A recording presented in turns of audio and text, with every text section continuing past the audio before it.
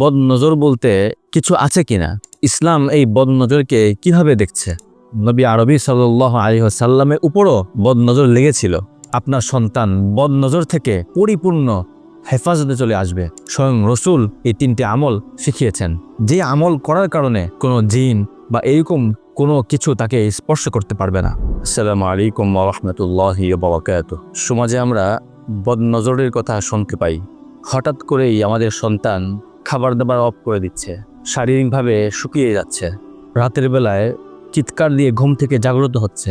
এই বিষয়গুলোর ব্যাপারে আমাদের মধ্যে একটা কৌতূহল কাজ করে যে এগুলো কি বদনজরের কারণে হচ্ছে কিনা, বদনজর বলতে কোনো কিছু আছে কিনা। এই বিষয়গুলো নিয়ে আমরা অনেক সময় বিভ্রান্তির মধ্যে পড়ে যাই। তো আসলে বদনজরের ব্যাপারে ইসলাম কি বলছে, ইসলাম এই বদনজরকে কিভাবে দেখছে? হাদিস শরীফের মধ্যে এসেছে, আর নজরু হাক্কুন, মানুষের পক্ষ থেকে কারো প্রতি বদনজর লাগা এটা সত্য। কারণ স্বয়ং নবী আরবি সাল্লাল্লাহু আলাইহি ওয়াসাল্লামের উপরও বদনজর লেগেছিল। পরক্ষণে আল্লাহ তাআলা এই বদনজর থেকে রক্ষার জন্য আল্লাহ রসুলকে আল্লাহ তাআলা বিশেষ আমল শিখিয়ে দিয়েছিলেন, যে আমলের কারণে তিনি বদনজর থেকে মুক্তি পেয়েছিলেন। এই জন্য মেরে মুহতারাম, মানুষের বদনজর লাগা এটা সত্য একটি বিষয়, এবং এই বদনজরের কারণে আমাদের ঘরের সন্তানেরা বিভিন্ন সময় বিভিন্নভাবে তারা আক্রান্ত হয়ে থাকে। এজন্য বদনজর থেকে মুক্তির বিশেষ 3টি আমল, যে আমল করার কারণে আপনার সন্তান বদনজর থেকে পরিপূর্ণ হেফাজতে চলে আসবে এবং তাকে কোনো ধরনের কোনো বদনজর, কোনো জিন বা এরকম কোনো কিছু তাকে স্পর্শ করতে পারবে না। স্বয়ং রসুল এই 3টি আমল শিখিয়েছেন।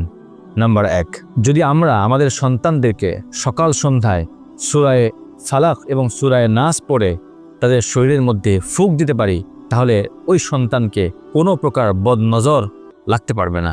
নাম্বার 2, আউযু বিকালিমাতিল্লাহি তাম্মাতি মিন শাররি মা খালাক, এই দোয়াটি যদি আমরা সকালে 3 বার এবং সন্ধ্যায় 3 বার পড়ে আমরা আমাদের সন্তানকে ফুঁক করতে পারি, তাহলে ওই সন্তান সমস্ত প্রকার বদনজর এবং জিনের আসর থেকে মুক্ত থাকবেন।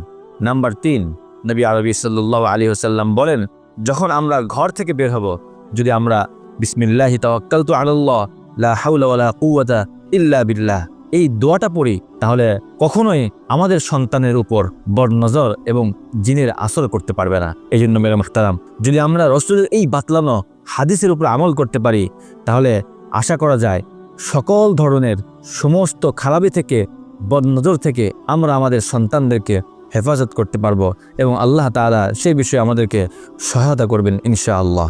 আল্লাহ তাআলা আমাদেরকে এই 3টি আমল করার উপর তৌফিক দান করুন। আমিন। আসসালামু আলাইকুম ওয়া রাহমাতুল্লাহি ওয়া বারাকাতুহু।